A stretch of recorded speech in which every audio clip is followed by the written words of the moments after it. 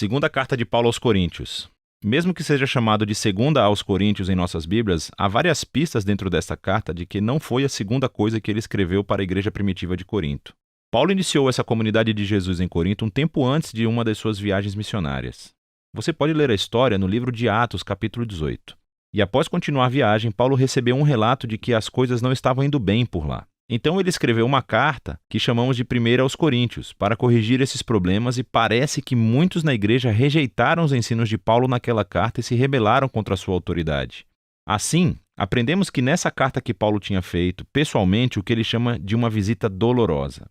Depois disso, ele enviou uma carta que diz que foi escrita com angústia e lágrimas. E, depois de todas essas medidas, a maioria dos coríntios, mas não todos, percebeu a sua arrogância e pediu desculpas a Paulo. Eles queriam se reconciliar. Então Paulo escreveu essa carta para assegurar-lhes do seu amor e compromisso com eles. A carta foi projetada com 3 seções principais, cada uma abordando um tópico distinto.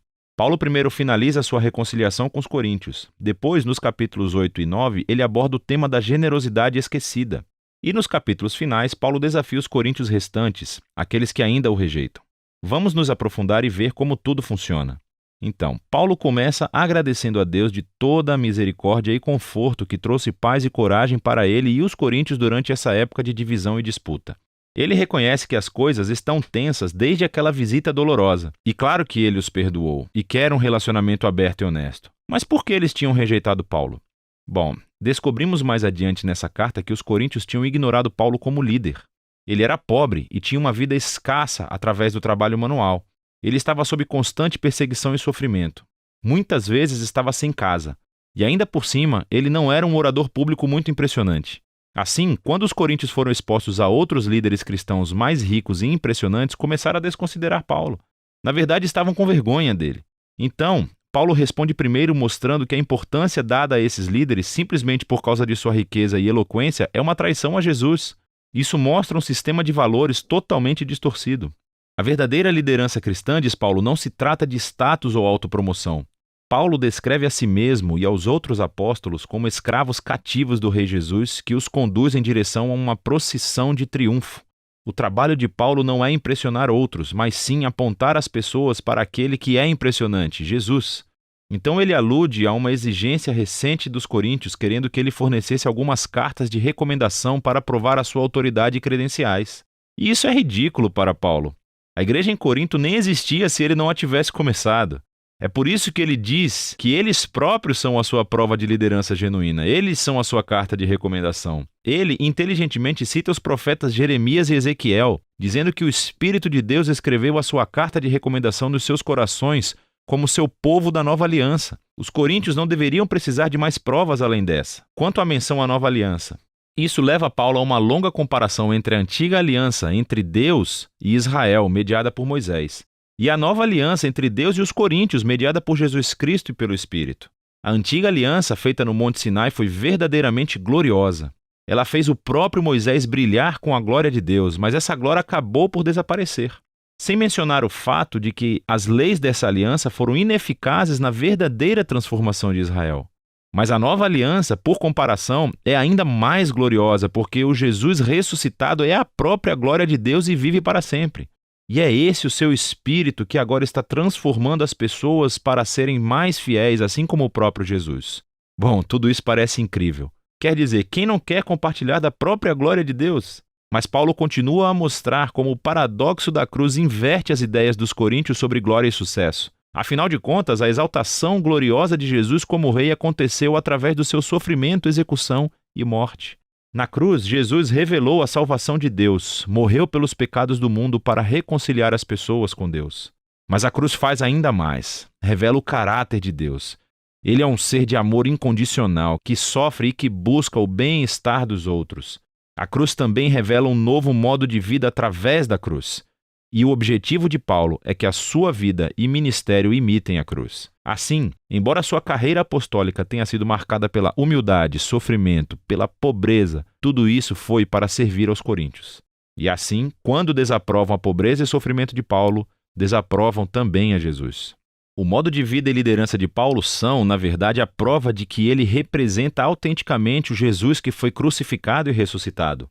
Paulo realmente quer se conciliar com os coríntios, mas não descansará até que se transformem e abracem o paradoxo da cruz invertida. Depois desse apelo impetuoso, Paulo prossegue para abordar o tema da generosidade esquecida. Os cristãos judeus em Jerusalém passaram pela pobreza devido a uma crise de fome. Paulo estava arrecadando dinheiro entre as novas igrejas que ele começou, a maioria cheias de não-judeus. Ele pediu que todas elas enviassem um presente de ajuda como um símbolo da sua unidade no Messias Jesus. E muitas das suas igrejas ficaram muito animadas para contribuir. Mas os coríntios, no meio de todo esse conflito com Paulo, não haviam poupado para o presente. E para Paulo, isso não é só sobre dinheiro, é um sinal de que os coríntios não foram transformados pelo Evangelho de Jesus, que na sua essência é uma história de generosidade. Paulo diz: você conhece a generosa graça do Senhor Jesus, o Messias, que embora fosse rico, por sua causa se tornou pobre, para que através de sua pobreza você pudesse se tornar rico. Ele conta a história do Evangelho através de metáforas financeiras. E ele se rebaixou para morrer como um escravo pobre para que outras pessoas arruinadas pelo pecado e pela morte pudessem ser exaltadas e se tornassem ricas por meio da graça de Deus. Ser um cristão é permitir que essa história entre profundamente em sua mente e em seu coração.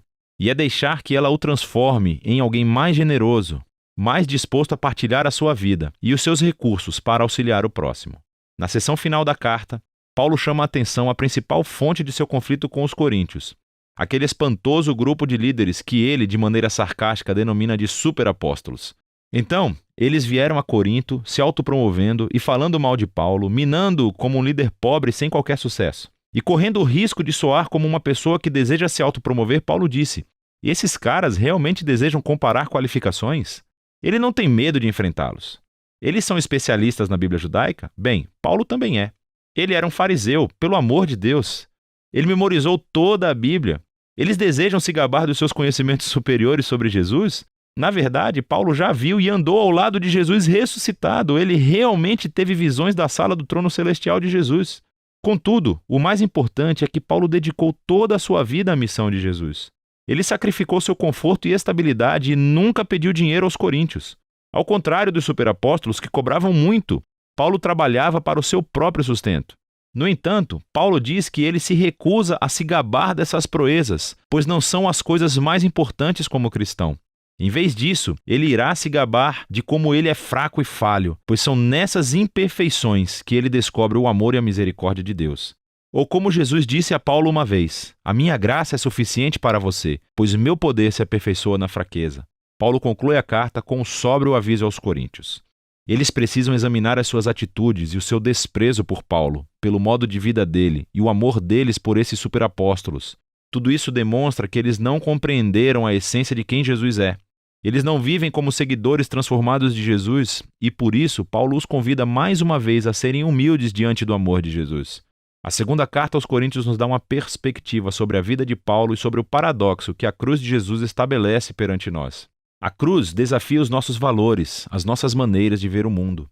Nós valorizamos o sucesso, a educação, a riqueza, mas Deus valoriza a humildade e a fraqueza, pois o seu amor e poder ficaram conhecidos através do sofrimento, da morte e ressurreição de Jesus. A cruz também desencadeia o poder transformador e a presença do Espírito para capacitar os seguidores de Jesus a assumirem um modo de vida cruciforme e torná-lo o seu próprio.